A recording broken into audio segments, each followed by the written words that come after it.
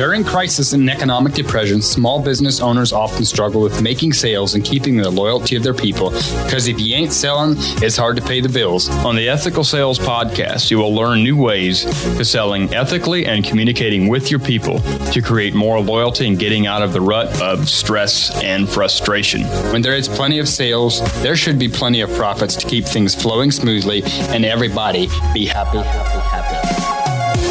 Fall of 2008. I remember coming home from work, super frustrated. We should have been home by like 4 o'clock or 4:30. And like so many nights, it was 9 o'clock or 8 o'clock.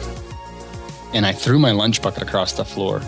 And I'm not that kind of a guy. Like, I don't usually get mad. I think I'm pretty easygoing. And I threw my lunch bucket across the floor and I said, I hate my job. I mean, my wife and I had just been married for maybe a year and a half. Super frustrated. And that's not usually me. And I think my wife was kind of surprised and she's like, what are we going to do? And we believe very strongly that God cares about every aspect of our life. And so we made it a matter of prayer. And that night, like, we prayed about it. And the very next day, Simon, which we talked about on the last podcast, which is a great friend of ours, called me up and he said, hey, why don't you start your own roofing business? And I'll give you work whenever you need work. I'll pay you guys, or I'll pay you. He was having that conversation with me because we actually didn't work together on the same crew, even though we worked for the same company. So I said, you know what? I think that was not a coincidence that God cares about every aspect of our life. And so we just took a big jump of faith. And I said, you know, him and I talked about it. We talked about it with our parents, kind of got Dad's opinion of it. And we just took a big leap of faith and we jumped out there. And I look back today and I think about that, like, what if I would have loved my job? And it wasn't that I hated doing what I did. It wasn't that I hated the person I worked for, because he's a great guy. But what I hated was that I couldn't control my own hours, couldn't control, you know, when we left for work and when we came home from work. I mean, it was, you know, when the boss said, let's pack up and go home.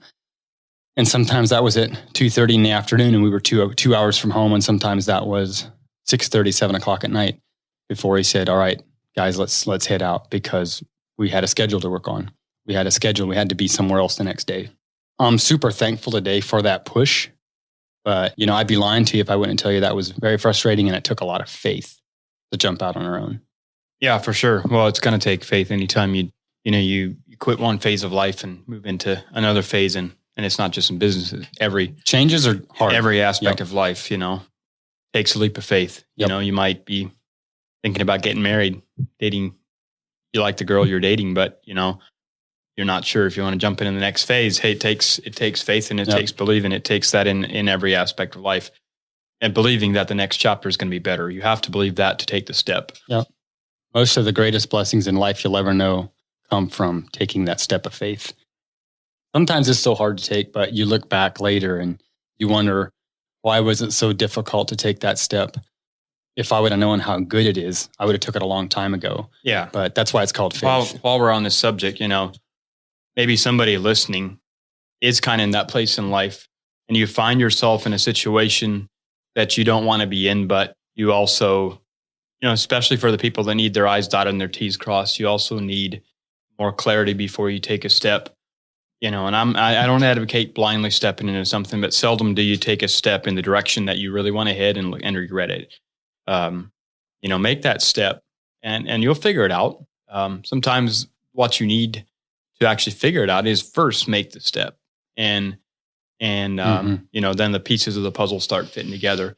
And when you're forced to do what it takes, you tend to do what it takes. Yep. And you know, a year later, you look back and you kind of forget what all you had to do and all the hard work, and you're starting to reap the benefits, and you really thank yourself for the brave move, or for the faith, for the step of faith, and you know, we did that. Yep. Years ago, we did that, and it took faith. And there are still things that we do today that take a lot of faith. I've done a lot of other things in my life that I think people look at and wish they could do that.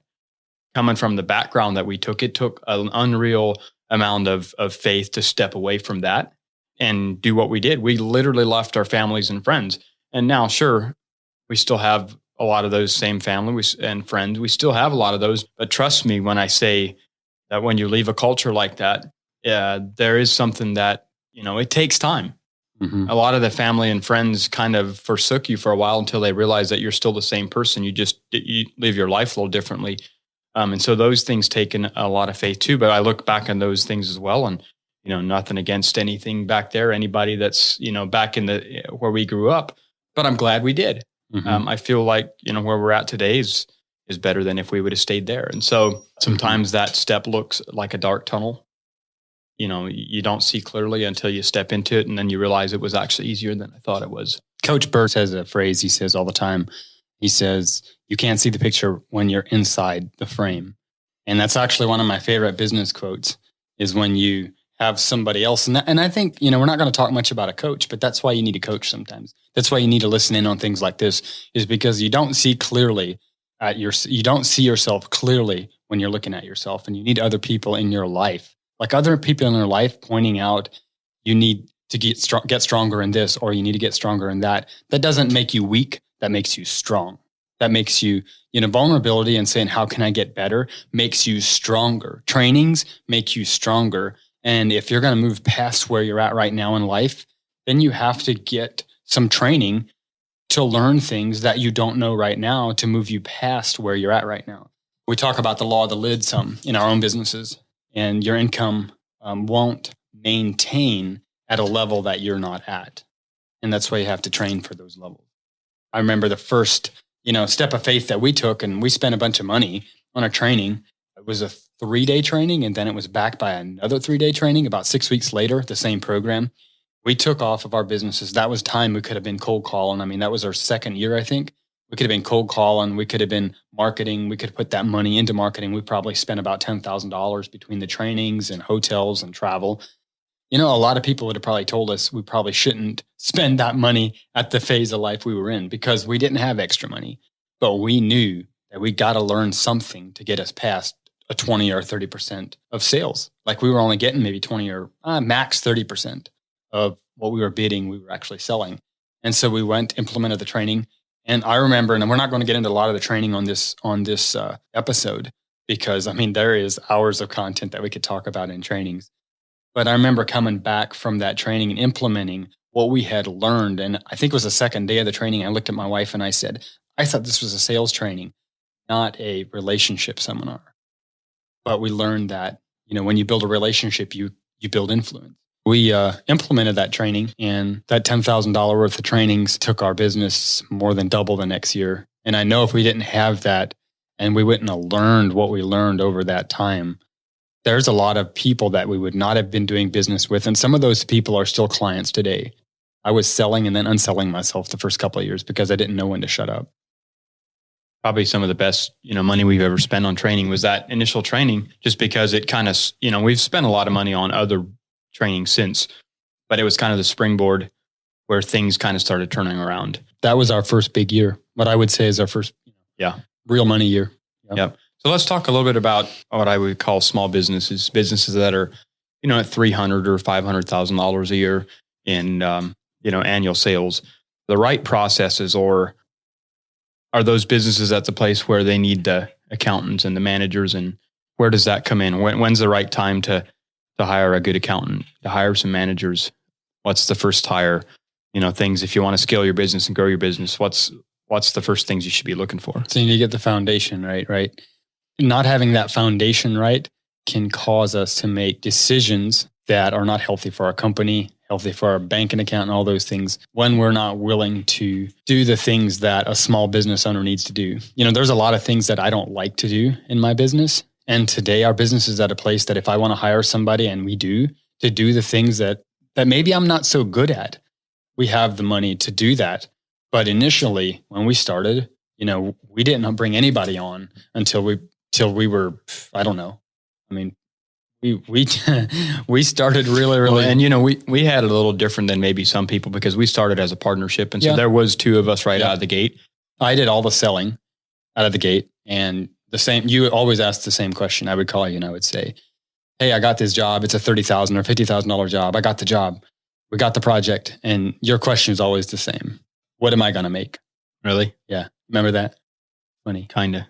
Still is. Yeah. Well, what am I going to make? I was managing the projects. Yeah. taken care and making sure that they got done. I got to give you a that, hard time. Making sure they got done right. So while you're sitting in an air-conditioned truck driving down the road, I'm out there sweating. Yeah. Yep. Thanks, man. You're awesome. And when the roof leaked, it was my fault, not yours. So that's right. I would say I kind of played my part, but you did. I get it. You play your part well. I mean, we were talking about doing things in the right order. Yeah. You got to. Well, my take is if you're a $300,000, $500,000 company, I guess it depends what field you're in. In our field, if you have a $500,000 company, you don't need but 2 or 3 guys working for you as laborers, because what comes with the $500,000 in sales, you can handle yourself. You can manage the job. You can make the sales. Your company really isn't at the place to where you should be paying an accountant. Your company really isn't at those phone calls. Right. Yep. It's not at the place to where you got a guy that's your service guy, and you got an accountant, you got a manager, and you're just making sure everybody's doing their job. If that's the way you're going to run your company, you're probably not going to make that much without doing more sales than that. I feel like, especially in the field where we're commercial roofing. I mean, if you're doing $300,000 to $500,000 in sales, you're only doing about 10 projects or less a year. And there's decent money there. It just depends where you want to be at. If you're doing $500,000 in sales, hey, you should be making 30, 40% as an owner there. But that's you taking the phone calls. That's you going out and selling the jobs. That's you showing your guys where they need to be doing the application on. And that's you running the whole company. In our field, that's not that hard to do by yourself with those kind of numbers. But if you want to scale your company and you want to grow your company, my 10 cents is I don't think the first person you need to hire is an accountant, or the first person you need to hire is a manager. I think the first person you need to be putting in place is somebody to help you bring in more money. And that would be a sales guy. But there's not that much risk bringing a sales guy in, really, especially if he's on commission. And we could have a complete separate episode here on hiring, and we might hear down the road. But, hiring the right people, I think, is very crucial with that. I think the biggest expense a lot of companies have is their employee turnaround. You get somebody trained up, and it costs a lot of money to train people. And then they leave. And then they end up not cutting it, or they leave for something else, or, whatever. And I think the interview process and being upfront and making sure they understand your culture and making sure that they're a fit, making sure that they have the qualifications and that they are all they say they are. Especially a sales position, I feel like a lot of times those people should be getting paid off of a commission more than they're getting paid off of a salary. You might have to put them on something to start them, to kind of learn the whole process and get things rolling. But for the most part, at least 3-4 months down the road, they need to be getting paid on a commission. And I think if people are walking if people walk because they can't make it on commission only, I think that they don't think they want to just get paid that way. I think that talks a lot for their belief in themselves. Right. You got to keep them hungry. You'll go do things, and if you're not, you may sleep in. And most people say, hey, I'm great at sales. If you ask most people, I have a lot of conversations with people all the time. Yep. Oh yeah, I could sell ice to an Eskimo. That's people's belief. People see themselves a lot better than most of them actually are. If the guy says, hey, I can sell ice to an Eskimo, but he's not willing to work on commission, what does that tell you about his belief system about actually selling ice to an Eskimo? A woman that was lost in the mountains, I think it was in South in Hawaii or somewhere. I believe her name was Amanda. And she was lost. She went to the woods to meditate for an hour. She hiked a mile or 2 back in. And after meditation, she gets up to leave, and she soon realized that she was lost. Her gut feeling and the direction that she had was wrong. She got lost for like 17 days. Oh, wow. I believe she got found and was okay. But if she would have just brought a simple compass along, didn't need batteries, didn't cost much, she could have been home for dinner. Wouldn't have been wandering around in the wilderness, lost for 17 days. And I feel like, there's a lot of business owners out here that are going on that walk. They're going to meditate without a compass. They're lost in the wilderness, wandering around, walking circles for 17 days, trying to get out, when really the solution isn't very expensive. You just need to take the proper procedures, take the proper steps in the right order. You're not going to be lost. You're going to be home for dinner. You're going to be enjoying dinner with your family instead of shivering in the mountains somewhere. Right. And that comes back to really can't see the picture when you're inside the frame, because you have all these things that you're trying to juggle. I had a business owner tell me, and I just need some help. He said, I feel like I'm out in the middle of a big ocean, paddling as hard as I can go, and I don't have any time to steer. And that's why we need trainings. That's why it's important to tap into other people's knowledge and resources, is because you'll learn things that just one little thing. It's like golf. You think you just suck at it, but you turn that club 2 degrees and it goes straight down the fairway. And that's a lot of times like business. You're not that far off, but you just need a little bit of tweaking here and there. And you'll find that instead of being lost for 17 days, you'll be home for dinner. Again, thanks guys for being here. Thanks again for listening to Ethical Sales Podcast with the Raber twins. Could you do us a huge favor? We're giving away over $1,000 in prizes during the podcast launch. Simply go to ethicalsales.com, then leave us a review and a rating on Apple Podcasts for a chance to win. Again, just go to ethicalsales.com. That would really help us spread this message. Again, thanks for listening, and see you on the next episode.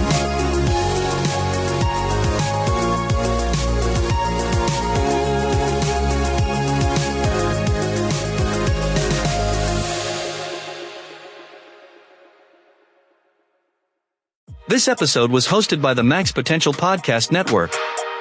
Find more great shows at maxpotential.com.